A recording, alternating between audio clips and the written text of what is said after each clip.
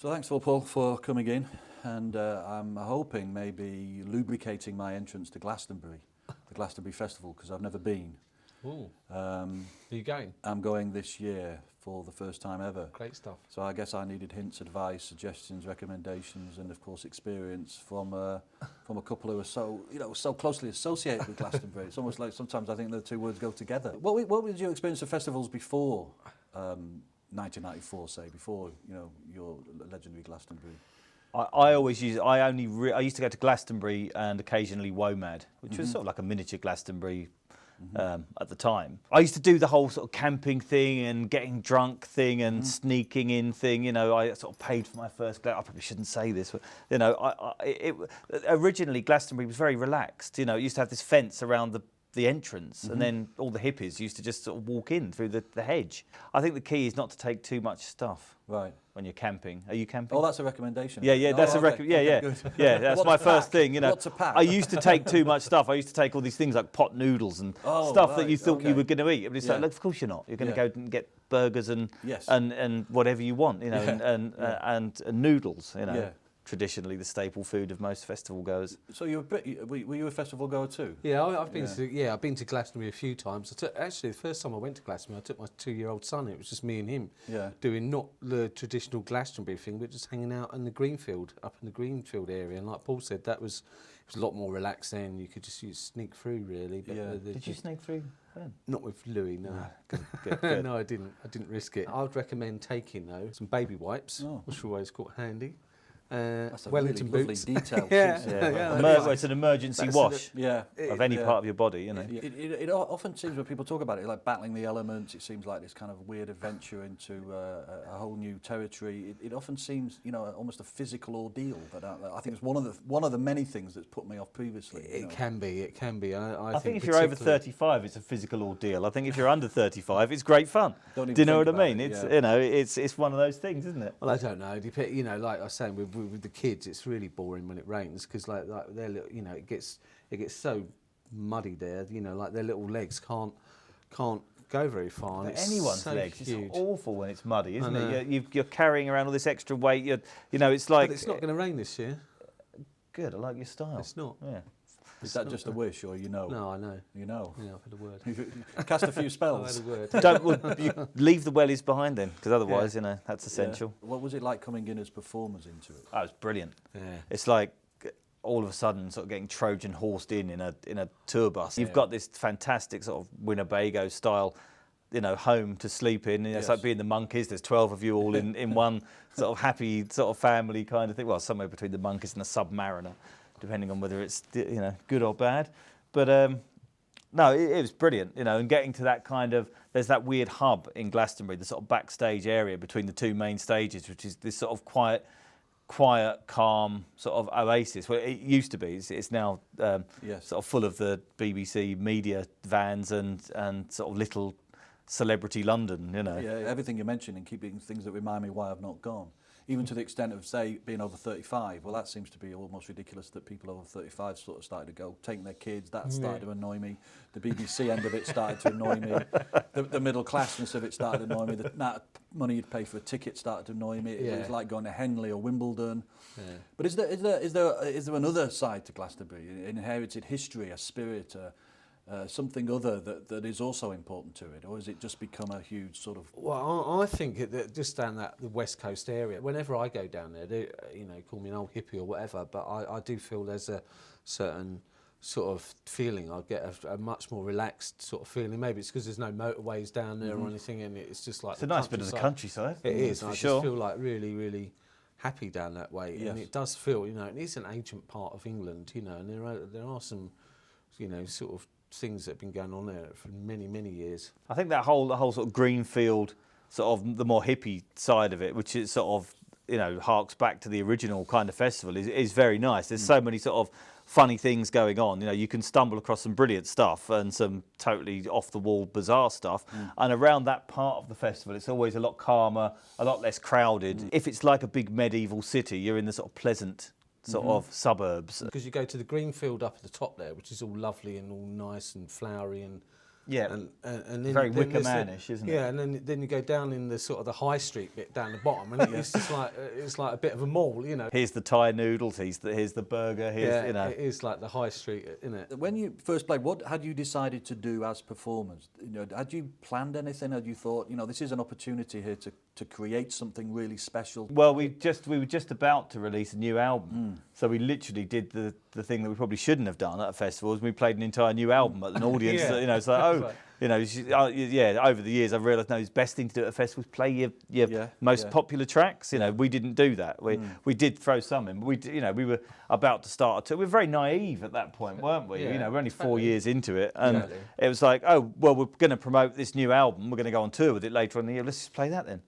And we'd only played it twice before, you know what I mean? So we were totally unfamiliar with our own material, sort of like finding our way with it as well. And but it just seemed to click into place, didn't it? It seemed to work. Totally.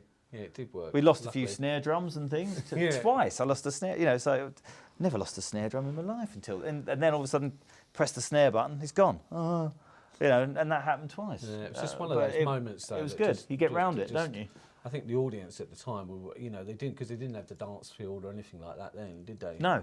You know, and it was just Saturday night, and last thing, disco bit at the end, as it was told. Well, yeah, what we unwittingly did, I think, was bring sort of, if you like, that kind of post-acid house sort of UK dance music sort of vibe to Glastonbury for the first time. You'd had the Orb the year before, and when they played Little Fluffy Clouds, I've never seen anything like it. You know, it was absolutely brilliant. But the Orb have a tendency to be very mellow as well, you know.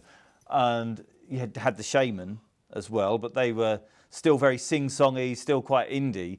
But we were up there, there's no vocals, just full-on sort of 303, 909, bang, hammering kind of. And was there a moment in that 1994 show on stage where you felt something was happening? Yeah. When we played Chime, we had a little dance, didn't we? Which is the dance we used to do when we were both naked before we got in the bath when we were kids. Oh, I thought, do you know what I mean? No, you know. Before. No, we're brothers. It's okay. We used to, you know, when we used to be sort of waiting to get in the bath, we used to do this little thing. We used to bang your bottoms together. Do you know what I mean? And do it on stage. And we were on stage, and it was just like we were playing Chime. It was the last track. We'd made it to the last track. The lights were going everywhere, all over the audience, and we could actually see the size of the audience. And it was so kind of Mordor, Peter Jackson kind of like, whoa, look at that. Yeah. And they're all sort of smiling at us, you know, thank the Lord, as it were. But no, we did, didn't we? It was just like, oh, brilliant. It's just like from sort of bathroom ritual to Glastonbury stage. Here we are, you know, brilliant. Look at this. Now 16 years since, say, that one. And once upon a time, bands had a certain length of life, if you like. And then they kind of moved back into the culture. But since then, there's been this sort of accumulation of bands that can stay around and be still embedded in fashion, if you like. You know, Orbital are still going and it's still part of the thing. And, you know, other people have joined you, other people have been influenced by scenes have come, they've all joined in, and it carries on. And I just wondered how you feel to be in the middle of all that. Do you know how it feels? It feels really lucky. Do you know what I mean? That's how it feels. Another reason maybe I've been anxious and wary of festivals is an accident, generational accident that coming up through punk and just post-punk.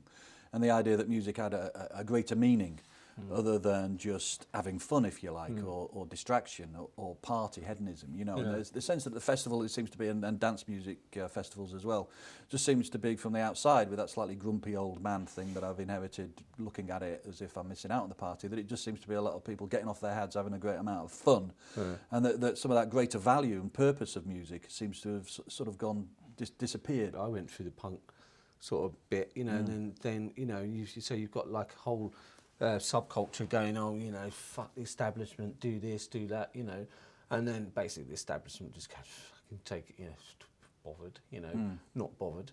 So then you've got then you sort of had the hedonistic sort of rave lot that was just going, well, fuck that. That doesn't do any good, does it? That's not. They're not. Nobody's listening to us. Nobody's listening to us. We're going to go over here. We're going to get off our nuts, have a good time, and just, you know, not have any trouble at all. And look at the fuss. Look at the fuss that caused. That caused more fuss. You know, like a criminal justice bill that's into non-repetitive beats. You know, the cat and mouse thing around the M25. I saw this. I went to a seminar actually with the superintendent, the Metropolitan Police, who was in charge of the whole operation of the M25, and he'd retired, written a book going, I'm sorry, I'm sorry to all you people that we kicked the shit out of for, you know, like that I was taking orders, you know, and that was really, really interesting. He was saying that there was no trouble there, you know, basically, you know, going around causing trouble.